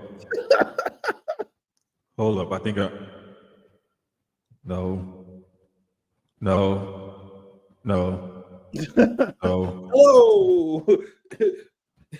Jermaine in space. I don't know. There we go. Now I fixed it. I was pressing the wrong fucking button, like, bro. Yo, man, Jermaine. He says God. Yo, I think I know what button to press if I want to do that the next time, though. I think I got it. I will say though, as a Georgia fan, this game against Tennessee has me worried because they're gonna probably beat y'all ass. Nah, bro. Here's the problem I've had. I have never been a believer in Carson Beck. I have not been. And you know what? When we talking about quarterback prospects in the draft, Carson Beck's stock has dropped tremendously. Because his just like Nuss, his decision making, and him as quarterback, he's so inconsistent. If anything, he is Daniel Jones. At best, he's Daniel Jones. At worst, he's Will Levis. Ooh, Lord have mercy. I saw like some sort of comparison like that. I want to say you sent that to us earlier or something, man. True. Somebody has sent that, and I was just like, "Damn, that's it." Well, they're not wrong. They're not wrong. And the shitty part is he all season long, this is what Georgia did. And you know what? Ole Miss was finally the team to catch them for doing this. Every first quarter and a half, like first quarter and half a second quarter, they come out flat. They don't come out on fire. And then they wonder how they end up on the bad end of the scoreboard. Like it has been 2 weeks since like the last time they came out lights out on fire was when they played Texas. They came out and they punched Texas in the mouth from jump. Like Florida, they got lucky that Florida sucks. And they were able to end up pulling the game out. But they only won by 14 points. Like they should have destroyed Florida. And Ole Miss, they should have beat Ole Miss. There was no reason for Jackson Dart to come in there and make them look like putts. But Jackson Dart is a good quarterback. Next to I have him, Shador, and Cam Ward as my 3 best quarterbacks in college football right now. I liked what I saw from Jackson Dart. I didn't like the results of Georgia losing, but I liked what I saw from him. He's got a good future. Yeah. Real quick to touch on it because we got some MMA and boxing to run through real quick before we get out of here. But college basketball started this past week. Very few games have been played. And women's. Just the men so far, I believe. Okay. Shocker the other day. What was it? Kentucky ended up beating Duke. I don't think this has been updated as of yet, but yeah, Kentucky beat Duke the other night. Not many people were expecting that simply because they saw Duke with that incoming freshman class and thought that they were just gonna, powerhouse everybody. And Kentucky, is still doing okay post Calipari, but they're not what they used to be. I do have one bit of slightly breaking news that happened today. Really? Oklahoma's women's basketball team set a school scoring record. Oh, they won 122 to 56 over Western Carolina. Bruh, no. USC. Where is it? Where is this score? I mean, top 25. I need to see it because I know I saw this score. 122 to 56. Okay. It was what, 122 to 56? Yes. USC beat Cal State Northridge yesterday, Tuesday. Oh, hell. 124 to 39. I think at some point I would have to say fuck the game and just start fighting. Like, at what point do we say this is no longer Hey, Juju Watkins only had 21 and 9 assists and 6 steals. You ain't about to do a double on me. No. Wait, you think that was bad? LSU beat Charleston Southern 117 to 44. Is there like running time in basketball or like a mercy rule at a certain point? I promise you, early season women's college basketball has the craziest scores. I totally forgot until you had looked that up and saw that score, and I was like, wait, there was like some women's college basketball. I remember the USC some scores, and then when I saw that, I was like, "Hey, dog, what? Come on now, come on now." Like, I thought that was just a misprint. Nope. No, early season, women's college basketball, we typically get like the wild and crazy scores because of the cupcake games and whatnot. Early season men's college basketball, you tend to get those really cool out of conference matchups for different tournaments and stuff like that. We squad facts, because like it ain't gonna be just a no layup rule. Nah, bitch, you're not scoring. Like I don't care. Like I'm gonna get put out the game or something. Like nah, we gonna fight. You better pass the ball until there's 1 second left on the shot clock. Every time y'all possess it. If you shoot up a shot more than 5 seconds left on the shot clock, I'm hitting you. Hey, I got a very small hot take. Not taking anything away from her. I think she's got a lot of potential and she's got a lot of talent and she's good. But I think that the NCAA, like on the women's side, is low key setting Juju Watkins up in a negative way with like how much focus they've like put on her already. Like you've got people talking about her being the next, like being like surpassing Caitlin Clark, which I do think is possible, or her being like the next this. She's getting a docu-series on like I think like Hulu or ESPN and stuff. She's getting a lot of like flair and acclaim and stuff, and I'm not saying she doesn't deserve that at all. I'm not taking anything away from her with that, but I do worry. I think my concern is just the way that they're promoting her and setting her up as the potential face of the game. If she doesn't deliver, then it's gonna fall flat. I mean, it is what it is, but in order to grow the women's game, you have to start them off with somebody that they can learn and grow with the game. And so the way they've done it when you had all the attention on Caitlin Clark and Angel Reese their last couple years in college, and that translated right over into the WNBA because their draft and season starts right after women's college basketball ends. So you just rode the wave. Well, you have to keep that tidal wave of momentum going. So that's what I think they're going to do. Speaking of a tidal wave of momentum, this fight was postponed a few months, and now we're finally going to get it. Friday night on Netflix. Mike Tyson versus Jake Paul in an actual sanctioned boxing match. Hey, you know, I don't know what to think. I'm just glad that it's, like I said, we're live here on a Wednesday night. This episode will go up tonight, tomorrow. You know, I think I absolutely in no way, shape, or form have Jake Paul knocking out Mike Tyson, but I have Jake Paul winning only for the sheer fact that he is younger. And Mike Tyson, when Mike's had to go to distance in the ring, he got caught slipping by Buster Douglas.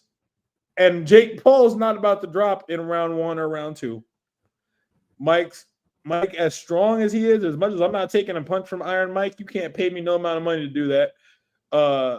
Look, it's youth. And let me tell you, you saying that, Keyz saying let's go Jake. Oh, I hate Jake Paul. I'm looking at the betting lines right now. Money line, just straight up win or lose, whatever. Jake Paul is actually the betting favorite at -240, and Mike Tyson is the underdog at +200. Well, because Mike's what, 55, 60, like something? 58, I think. Yeah. Jake Paul's what, 26, 27? 27, yeah, 27. Like, it want me to go up against I mean, take who they are out of the equation anyway. If you just tell a random person on the street, yo, I'm gonna go watch this 58-year-old box this 27-year-old for 12 2-minute rounds, like, people gonna look at you and be like, that's elder abuse. No. It's not 12 rounds. It's actually, I want to say it's like 10 or 8 or something. It's not nearly as many as people think. It's 2-minute rounds though, right? Yeah, definitely 2-minute rounds. I want to say, okay, here we go. Let's see. But you know what's crazy is, like, Jake Paul has everything to gain, nothing to lose in this scenario. Like, that's the, because I mean, even if Mike drops him, everyone's gonna say, "Oh, well, you're Mike Tyson. You should have dropped him." But if Mike Tyson loses, Jake Paul's gonna be like, "Oh, Jake Paul beat Mike Tyson." Okay, here we go. The 58-year-old will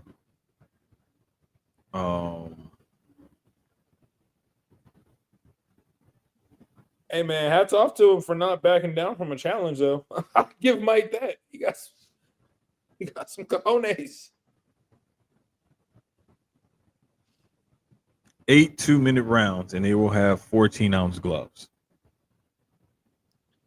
Generally, boxers 135 pounds and under wear 8-ounce gloves, and fighters above 135 wear 10-ounce gloves. As the fight will be contested at heavyweight, this would generally mean 10-ounce gloves. Instead, the fighters will wear 14-ounce gloves. That could also potentially favor Jake Paul, because if Mike Tyson is an older guy, even though he's a classically trained boxer, well past his prime, throwing around 14-ounce gloves could wear him out a little bit quicker. That's just the thing. So, I will say, is this best Oscar De La Hoya impression. As long as he ain't snorting coke and wearing lingerie on Friday, we good. We good, because Oscar De La Hoya, you know how he like to get down. He like to get weird. So I'm just saying. But nah, I want Mike to win. But I think the only way Mike wins is if he stops this fight in the first couple of rounds. If he doesn't and this fight keeps going, I think Mike's gonna end up losing this fight. Yeah, and That's just the way I see it going. The other big fight this weekend, we have UFC 309. Pretty good card, whatnot. However, we get John Jones making his reemergence. yes, sir. Cocaine Cowboy is back. Wow. Cocaine Cowboy? That's what we doing? Jesus. I'm sorry. Man. Yo, look, anyone that's followed me on Twitter for a while knows that I have jokingly referred to The Cocaine Cowboy. Hey, yo. Wow. Okay, so we got the Cocaine Cowboy against the firefighter.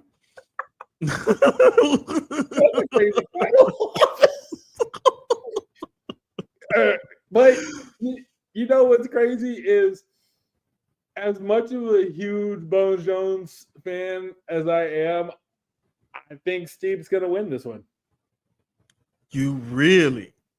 I don't think it's gonna be a first round knockout or anything like that. I think that when it comes down to it, I think Steve might win it off points. But I think they're about to give us a banger of a match, though. I think we're about to get some bangers. John Jones is the heavy favorite at minus 650. Heavy favorite. But when was John's last fight? Like what, 2 years ago, maybe? A year or so ago? But I mean, we're talking about arguably the best fighter ever. Oh, no, I'm not taking that away from him at all. And again, like I said, I'm a huge fan, but I think this one, I think Steve's got it because he's got John. I feel like John's not focused, and again, this is me just making an educated guess based off of the tweets I've seen him been firing off and all this other stuff. He's all worried about people saying he's ducking from other dude. I don't even remember that dude's name. That dude doesn't even Aspinall. But I mean, he doesn't fought nobody anywhere with anyway. I wouldn't fight him either if I was John Jones. But he's worried about all this and that when he should be focusing on Steve. I think Steve's got more to prove in this regard, because if you look at who he's beat in his career and who he's added to his resume, I think the prospect of having a win over John Jones, like, that would further cement his legacy within UFC. And definitely. And so, it's again like with Jake Paul, Mike Tyson, everything to gain, nothing to lose. Because I mean, if he loses, hey, you got smoked by John Jones, the best pound for pound fighter on the planet. But if you win, hey, you beat John Jones, the best pound for pound fighter. Right. And some could say, like, in Jake Paul's situation, if he beats Mike Tyson, then it's like, well, you beat an old Mike Tyson. You beat the aging Mike Tyson. But look who I fought up until this point, and then I decided to fight this guy. So there is some lack of luster that would be on a Jake Paul win over a 58-year-old Mike Tyson, but it would still be impressive nonetheless. But overall, if I had to put money on that fight, I would probably have to put money on Jake Paul, unfortunately. Because if I want to put money on it, I don't want to lose the money. So I want to try to make sure I win something off of it. So I would probably put it on Jake Paul, because he's probably going to move around and make sure Mike don't touch him. But as far as the Stipe John Jones fight, that's Jones all the way. Like, I'm not taking nobody else over John Jones. I'm not picking nobody else over John Jones. The only way I would pick against John Jones is if I see John Jones lose 2 fights in a row and look bad losing, and he's going for a 3rd fight in a row and he's fighting somebody like a Tom Aspinall, then I would say, okay, Tom Aspinall is probably going to be John Jones. outside of something like that tragically happening over the course of his career, I'm not picking against John Jones. I ain't doing it. Like he's a John dog. Jones is that guy where, and I know you've seen the hit and runs and the domestic. There's been a bunch of shit against John Jones where people would say fuck that guy, and I get it. He's the type of guy where people will buy this pay-per-view because they want to see Stipe beat his ass. Yeah, he's just that type of person. However, he's also the best fucking fighter in the world, and I think that he's gonna win. I mean, and I'm in the like I said, I have my people that I root for with MMA. Like I love Dustin. I love John Jones. Definitely love Izzy and Francis, all of them. But honestly, even though I know he's not, I don't think he's fighting on this pay-per-view. The fastest way to get me to find a way to watch a UFC pay-per-view is tell me Colby Covington is on the card, because I live for seeing him get his face pushed in by anyone he's fighting. Colby Covington has the most punchable face in all of UFC, and I live for watching him lose. Yeah, but he ain't on this card, so I don't even want to talk about that bitch ass nigga. But did Francis ever get the contract situation squared out? Nah, he's not. He's never gonna go back to UFC because he feels he's worth more, and Dana doesn't, and they're never gonna agree to anything. So Francis is just gonna do what he does outside of the UFC, and he could keep doing exhibition fights and stuff like that, making goo gobs of money if he wants to, because he's still a name. So it's a shame, it is, but I mean, we may end up getting a John Jones, Francis Ngannou exhibition somewhere down the line or something like that. You just never know. That's going to be that's gonna be insanity, bro. Like, it's gonna be so crazy. But man, we did a good thing. We came in. Dre came in to pinch hit for Keyz tonight, and I have the music queued up and I have the screen shared to kind of close the show the right way this time.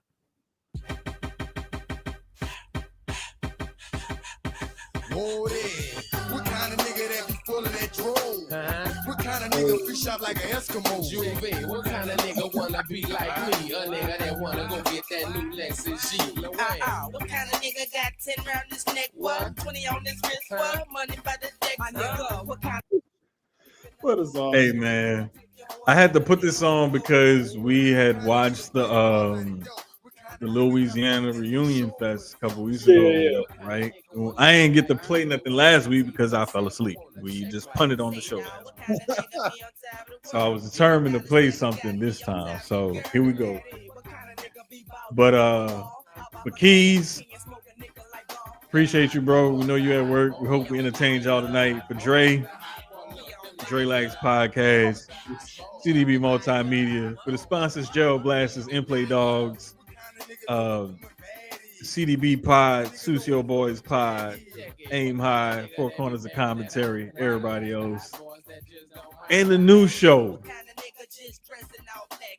We gonna get her on the pod again, but we got Mika. Mika is now part of the family, and she will be doing her pod soon. So, hey man, shout out to everybody. Shout out. Yes, sir. Appreciate y'all for tuning in. All 427 of y'all right now. For Dre, Keyz, for everybody else, we out of here. Peace. See y'all next week. See y'all.